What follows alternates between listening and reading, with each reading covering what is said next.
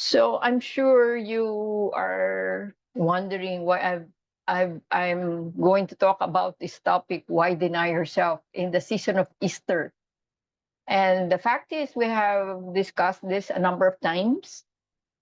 I just thought that this is something that needs a more constant reminder because denying oneself is not something easy for us. Actually, it's something that many times we avoid.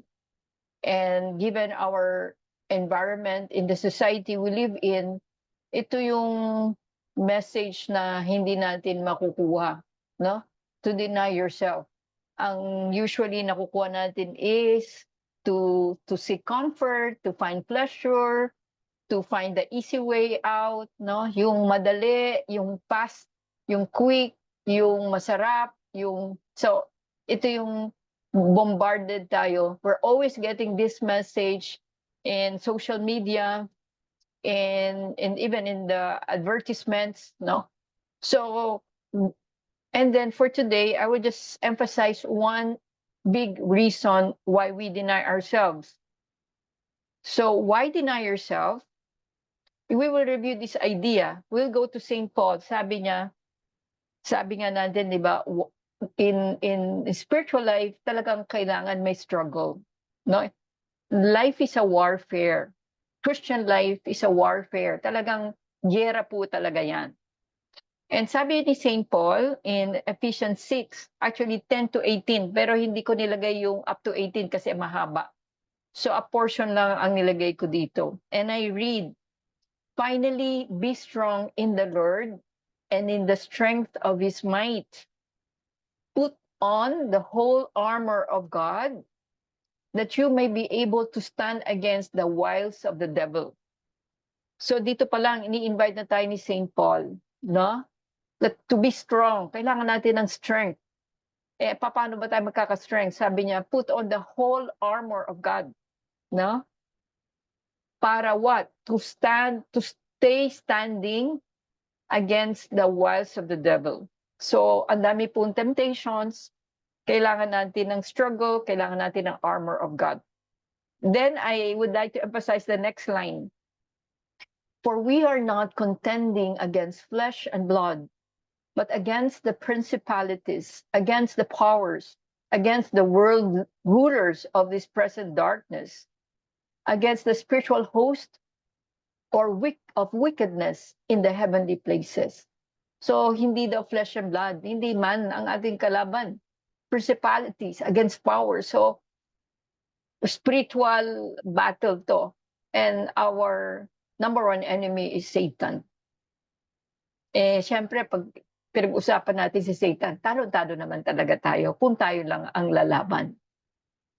And of course, the world being very much dominated by satanic spirit, sobra tayong madaling matalo.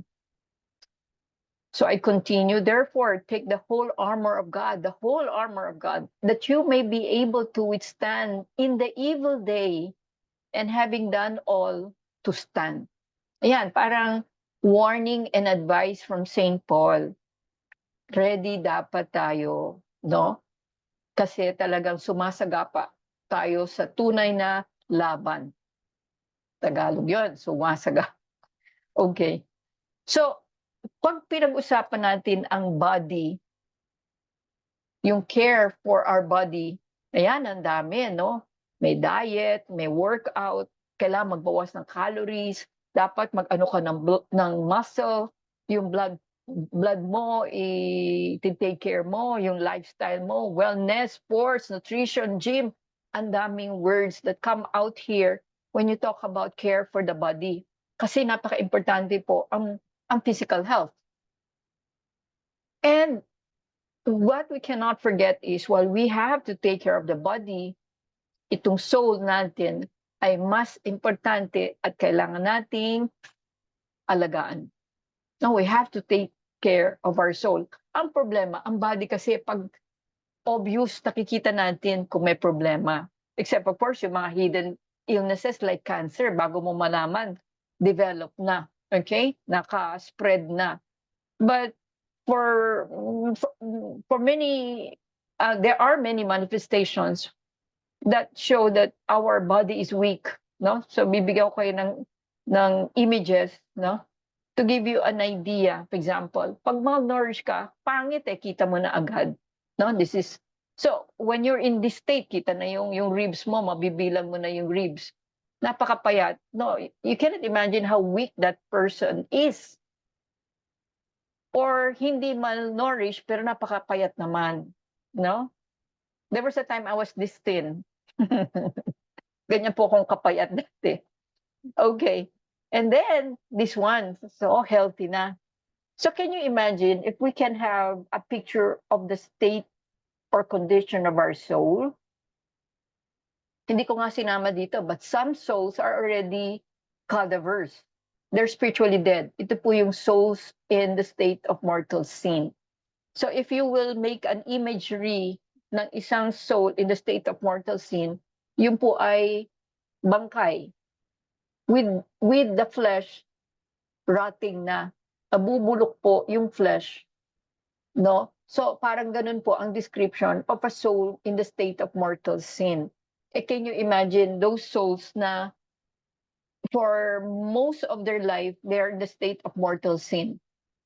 So, nag-agnas na talaga, agnas na yung flesh, okay? But let's talk about hindi spiritually dead. We might not be spiritually dead because we're in state of grace, but maybe we're so malnourished because we're not taking care of our soul. Or, yeah, medyo meron namang care, pero we're so thin. So I hope we aim at least, no, being healthy. No? Tulad noon, magandang tingnan yung katawan, di ba? Kasi healthy. Pero ganito po ang saints. Kung we will have an image of the spiritual condition of the saints, ganyan po sila. Very, very, very strong. And because they're very strong, they're helping us all in our weakness. Their prayers and sacrifices, their intercessory prayers for us are very, very strong. Kaya we need saints. No? Kaya kung napakalayo ng mundo sa Panginoon ay kasi walang masyadong santo. If we only have more saints, then more we will all be in a better place, in a better position kasi tinutulungan nila tayo. And if you become saints, you cannot imagine the help that you will be able to provide to us. Okay? So ano lang po yan, parang externalization, diba? Parang gusto lang natin ma-imagine kung ano yung itsura ng body of the soul. Okay, although we know that the soul, our soul is spiritual, kaya wala pong body. No? Pero I'm just giving you like a metaphor kung ano itsura ng soul. Depende sa state of its strength. Ngayon, kung gagawa naman tayo ng put all the words necessary for spiritual strength, ito po yung mga words na will come out. Sacraments, the church, Bible, prayer, trusting God, hope, spiritual direction, Christian environment, moral virtues. And for today, if we want to be strengthened in our soul, importante po ito. Ito po ang malimit, nakakalimutan o napapabayaan. Sacrifice.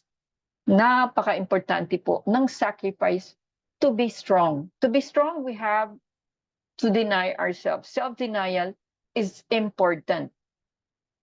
So if we ask ourselves, why deny yourself? For today, there are many reasons why it is necessary. So, but of course, we have to go first to the words of our Lord. He said, if anyone would come after me, let him deny himself, take up his cross, and follow me. So when you say follow Jesus Christ, it means that we want to be close to him. We want to imitate him. We want to live the fullness of Christian life. We want to grow in all the virtues. In the end, it's really being holy, because to imitate Christ is to be holy. And this is the requirement of Jesus. You want to be holy? You want to have fullness of life? You want to follow me? You want to imitate me? Deny yourself. Okay? Deny yourself. Now, bakit sinabi ni God to deny yourself if you want to grow in spiritual life and be strengthened? Kasi po, we go back to the same fundamental idea. We were born with original sin, and even if we were baptized, our nature is wounded. Sasabihin na lang natin na by nature, we are weak. Yun na po. By nature, we are weak. So if we want to be strengthened, na, kailangan po talaga may gawin tayo. Kasi by nature, we're already weak. Hindi naman kailangan na masyadong i-elaborate itong idea na we're weak. Kasi it's a daily experience of ours, how weak we are. Today, halimbawa, nag-init na naman ang ulo mo. Meron ka na naman sinabi na hindi maganda. Today, sabi mo, marami kang gagawin. Lazy ka na naman. Marami kang hindi ginawa kasi lazy.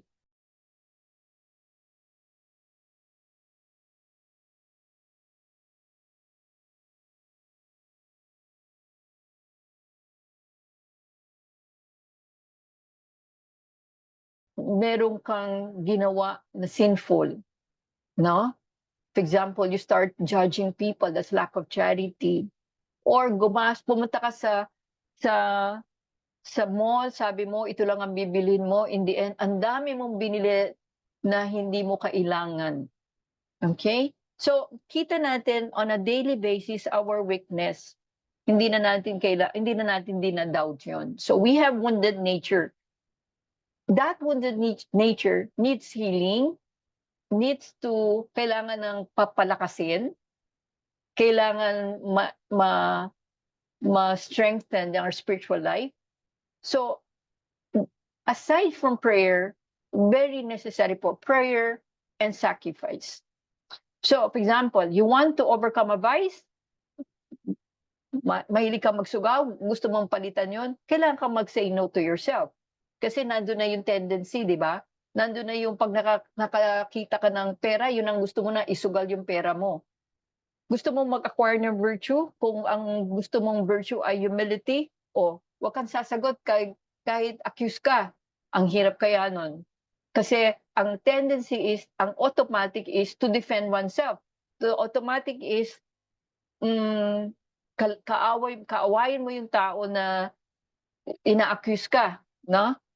So pag pinantasan ka, the normal reaction of pride is, hoy, hindi totoo yan. Kahit totoo naman. So, ganun po tayo, no? So, for us to overcome our vice and acquire virtue, kailangan po talaga mag-deny oneself. And then to choose God's way, to do God's will and not ours, ay talaga po kailangan mag-deny. Kasi kung malimit, ang gusto natin ay gawin yung gusto natin. So when we realize God is asking something else, not our will, ang hirap mag-yes kay God. Okay? So I'm sure we have our own experience on this. A number of times we know what God wants. But since it's not so easy, we find it hard to say no to ourselves. For overcoming temptation, kailangan po mag-deny oneself. Now, given na pag nandiyan na yung temptation, given na napakahirap naman talagang i-overcome yung vice natin, kailangan po mag-strategize tayo. We now have to learn to conquer ourselves in small things na mas madali nating i-conquer. For example, yung bad temper mo, siguro ang hirap talagang alisin, ano? But maybe there is something that you can deny yourself na hindi directly on bad temper, pero kung natututo ka mag-deny on those little things, somehow you're building up the muscles. Pinapalaki mo yung muscle para kung ang temptation ay to be angry, mas may strength ka na para i-overcome yung tendency to be angry.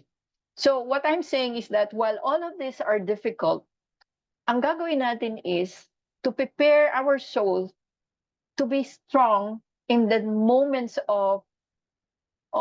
moments when we're asked by God to obey Him, moments when when the devil is is tempting us, moments when nandyan na yung ating very strong weakness na gusto nating i-overcome. Many times ang hirap gawin yon, pero mapiprepare natin ang sarili. So what are the examples of that? No? So what we're trying to do when we deny ourselves is to strengthen our will. Kasi God gave us intellect whereby we can know the truth, and to strengthen and the will whereby we will be able to do the good. Paano natin magagawa ang good? We have to strengthen the will, no? So, one way is delayed gratification. Wait lang. No, sabihin mo sarili mo, wait lang. So, kung ito'y maliit na bagay, mas madaling i-conquer. Halimbawa,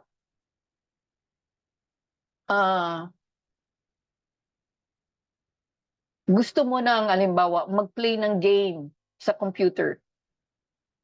Sabihin mo, wait lang. Mas madali po yun eh. Mag-wait lang. Sabihin mo, 5 minutes delay. Makakatulong ba yan? Of course. Those little self-denial of delaying doing what we feel like doing will help us strengthen our will. Will strengthen our will. Yun po ang makatulong dun sa wait lang. Halimbawa po, ano ba yung tingnan natin ang routine natin or habit na maganda namang i-wait, mag-say ng wait lang. For example, gustong-gusto mo nang bumili nito, pwede namang ma-delay. Pwede namang hindi naman kailangan ngayon. And if you delay that, what's that? Self-denial. Kasi gusto mo na agad ngayon. Gusto mo na, halimbawa, ano ba yung gusto mong bumili? Halimbawa, yung cellphone mo, medyo okay pa naman. Kaya nakakita ka ng cellphone na, hoy, ang ganda-ganda nun. Oh, pwede namang i-delay. Wait lang. Yung waiting time na you give yourself, you already strengthen your will. And because you have been doing those little wait lang, what happens? When there are bigger challenges, tulad yan, big temptation, or God is asking us to do His will in something that is hard to fulfill, or you want to overcome your anger at that moment, yung wait lang, makakatulong. We have to be convinced, maliit lang na bagay. Could be wait lang for 5 minutes, could be wait lang for 1 month, could be wait lang for 2 days. Laki pong tulong na yun. You see, God will reward your wait lang. Delayed gratification. When you say later na lang. Ang kalaban po nito is now na. Mahilig tayo, no? Pag naisip natin, sasabihin natin, now na. Yan. So, hindi tayo sanay mag-noto sa sarili natin. So, yung later, wait lang, malaking bagay po. So, isipin nyo, ano ba yung pwede kong i-wait lang? Na malimit, ginagawa natin on daily basis na nag-enjoy tayo masyado. Okay, wait lang. Now, when there is an occasion na sabi mo, ay, gusto kong bumili. Konting tiis. Wait lang. Another thing is, sakto lang. Kasi, ang dami. Nag-overflow na yung mga gamit mo. Sakto lang.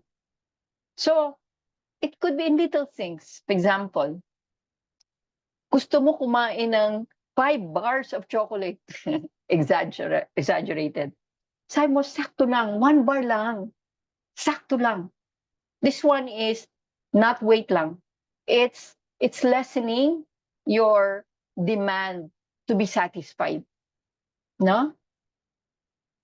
It's not deprivation. It's just lessening. It's under temperance, actually. Okay? Sakto lang. Okay, gusto mo mag-surf sa internet? Sakto lang. Kasi over masyado. Araw-araw over. No? So, ano yung medyo may tendency ka na i-over mo? No? Maybe yung over mo is, it entails wasting a lot of time. Maybe yung over mo is giving in to your whim. Maybe yung over mo is overeating, let's say. Wala namang masama kumain at maging happy sa pagkain. Pero yung sakto lang. Yan. So this one gives a lot of what? Self-mastery. This is what we're attaining here. Eh. May mastery sa sarili mo. And actually, when we do those things, actually it gives us a sense of what? Fulfillment. Natutuwa tayo na, wow, nakukonquer ko na ang sarili ko. Kaya ko palang mag-say no. Kaya ko palang mag-delay gratification. Kaya ko palang mag-say enough. Yan, yung sakto lang is, no? Enough. Enough. To be able to say that to ourselves is very good. And then, sometimes, hindi lang wait lang, hindi lang sakto lang, wag na lang. Minsan, we just have to really just say, no. So instead of saying, yung chocolate 5 minutes delayed. Or instead of saying, hindi 5 bars, 1 bar lang. You can say, for today, no chocolate. No. Today, no chocolate. Wag na lang for today. Okay? So, these are good good languages that we could incorporate in our life. Wag na lang, sakto lang, wait lang. If we're doing this on a more regular basis, makikita niyo po, you're getting to be stronger. Mas madali pong ma-overcome ang bad temper. Yung sensitiveness nyo, mas madali nyong ma-fight. Yung overthinking na madali nyong mag-say no. Why? Because you're able to say no to other little things na mas kaya mo. Ngayon, na-train ka na mag-say no to something na mas hirap kang i-overcome. So this is really very important in our spiritual life. So one of the things that signals that you need more self-denial is pag nakita mo, parang your emotions are really getting the better of you. Parang, bakit ka laging galit? Or, bakit napaka-sensitive mo? O bakit these days ang tamad-tamad mo? So when you see how you're getting to be so weak, you ask yourself, aside from asking yourself, how's my life for prayer? Ang maganda pong tanong is, how's my self-denial? Kasi many times, it points to that eh. Bakit napaka-weak mo ngayon? Siguro kasi you have been spoiling yourself too much.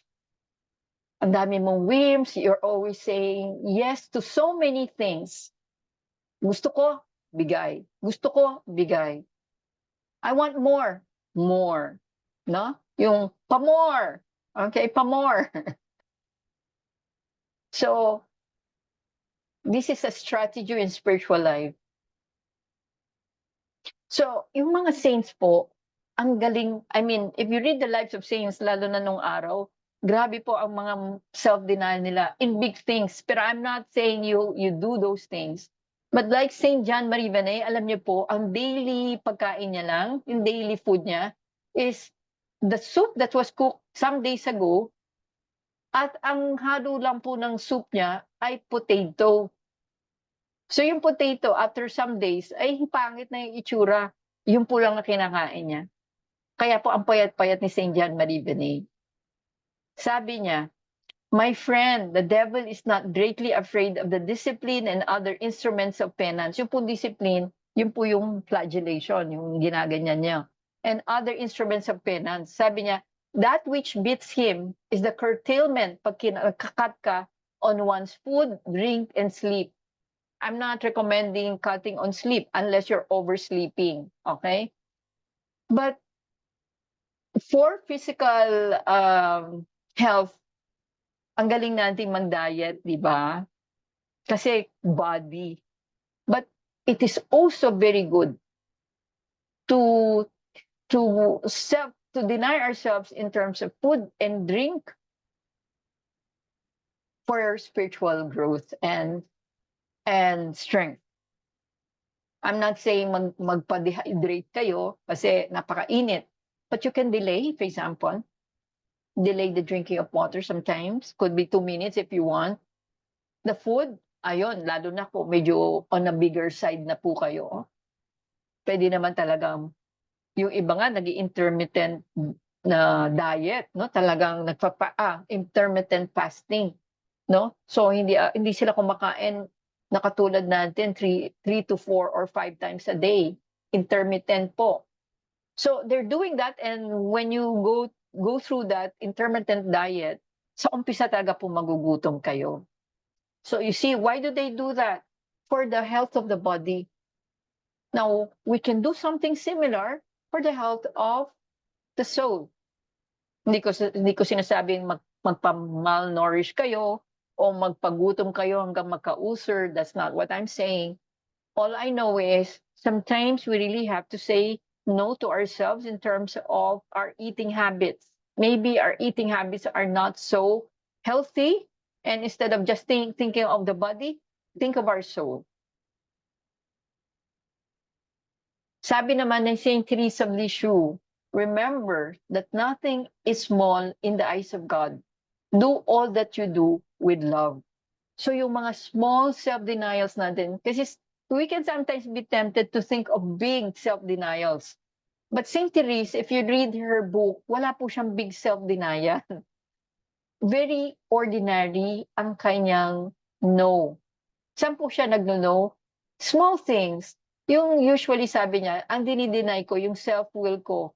For example, gusto po niya makita yung kapatid niya. Very close siya sa kapatid niya. I think yung kapatid niya ang superior ng kanyang convent. So gusto niya makita ang kapatid niya at kausapin siya. Talaga pong nag-fight siya. Talagang binipigilan niya ang sarili niya para hindi niya makita yung kapatid niya as an act of self-giving to God. A little sacrifice for the love of God. Marami po tayong ganun. Marami po tayong pwedeng ma-offer.